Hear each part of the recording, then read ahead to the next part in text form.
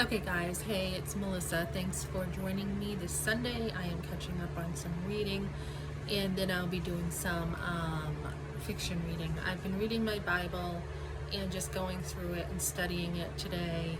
And I want to talk about a couple things. So this lady I talked about last night at work who was like, oh, there's feistiness in the air.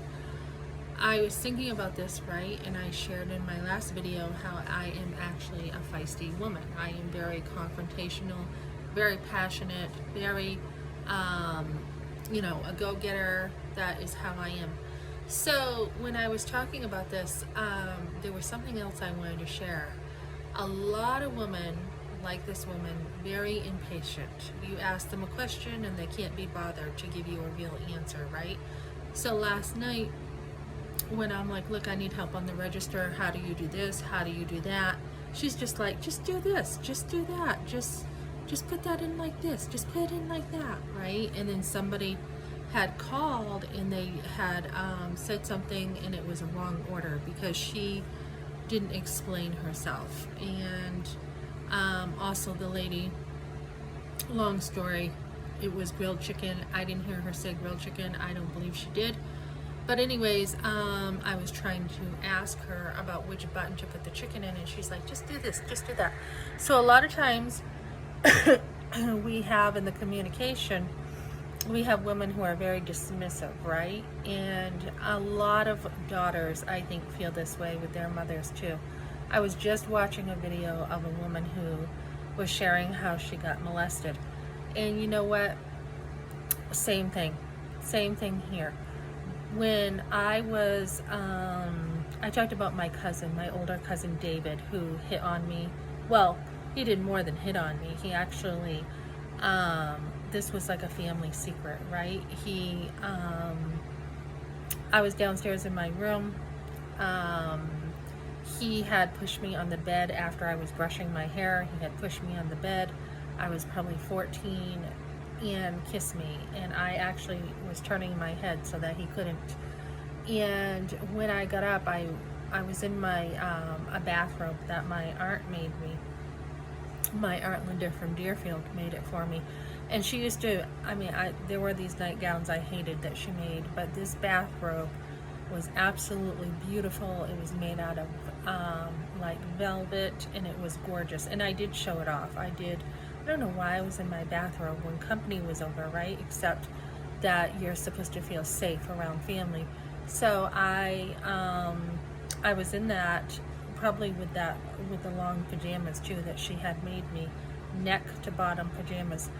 And I ran to go out of the room and I was blocked. And then there were some other things like, come on back here and stuff. So when I did get out of the room, I went upstairs and Benson was on. It was a Friday night and I was eating like a popsicle, a Coop Pop. I still have that in my mind when I see or I eat a Coop Pop. And so I was just sitting there and my mother's like, what's the matter? I'm like, nothing. What's the matter? You're awful quiet. And I was just like trying to process what just happened. And so she kept saying, what's the matter? And I told her, and she went and told my father. And like I said, he totally was like, my mother waited until he left, and then, or I waited, I think, until he left to tell. And then when they were gone, my father made a phone call to his father and said David would no longer be welcome over. And I had never seen him again until years later, which it was all forgiven. And it was like, yeah, this is what happened. And he was like, I don't know what I was thinking, that was pretty stupid and everything. So that's the way it was back in the day. Family didn't say if something happened, family didn't talk about it. So then and then there was another time too, and I'm going to talk about this in the context of abortion. So sometimes you don't see something until you watch another video. So as I have studied about being molested and watched a video again about being molested, I had a cousin, Cindy, who molested me as a teenage girl. Let me see. I was over there all the time. We watched movies and I slept over and everything. And then she started, she was older than me and she started molesting me. And nobody said anything. Nothing was said. And then years later, she would say, I think her mom did know. And, we did, nothing was done about it, nothing at all. So years later, she's like, I am so sorry. We were at Bear Brook State Park, and she's like, I'm so sorry. She's like, Cheryl Dunn is the one who taught me. This was her cousin who I knew. And she's like, I am so sorry. And we dropped it. I was like, don't worry about it. It was, it was chalked up to kid stuff, right?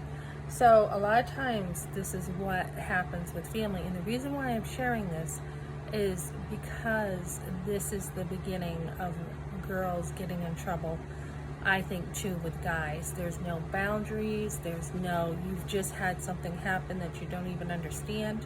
So these girls, when sex happens and you think it's normal too, you're brought up in a family and you're like, oh yeah, sex is normal. You can't even identify like, oh, okay, sex, doing this stuff is normal. It's like nobody's there to tell you, wait a minute. Nobody's there to say, wait a minute, what just happened? What do you mean this happened? What do you mean,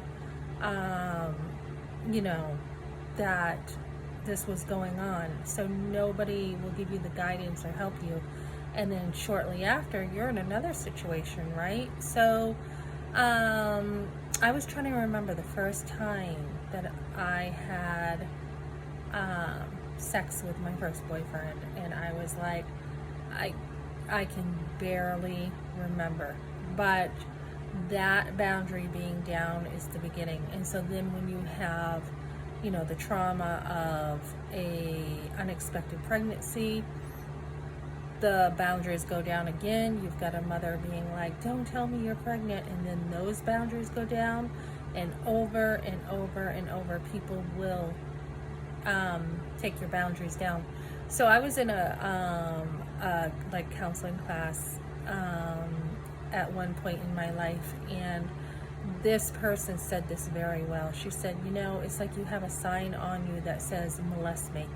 And that is so true for people who have been molested or have had so-called kid stuff happening to them. And when that happens, it's just, I think the person carries the trauma, the way they carry themselves, the way they talk, the way they act. They have that there, and it can look like to somebody else that it's something totally different. And it's just that you carry that shame, or you carry something that has happened to you. And so the inner vibes that happen are just like totally miscommunicated because you've already gone through things. So these girls who have had abortions, I stand with them because they have usually been sexually mistreated. They usually have had their boundaries down already. And then when they go into some kind of place with doctors who know so much more than they do, they are being manipulated. So I stand with women in so many ways, and this is something that we need to continue to abolish. And the feminist movement, claims that they love women when they actually have killed women 1,000 times over with their agenda. So we want to stop this, and we want to do what's right, and help women to overcome each thing that they have and help mother the next generation. Okay, thanks for joining me, guys.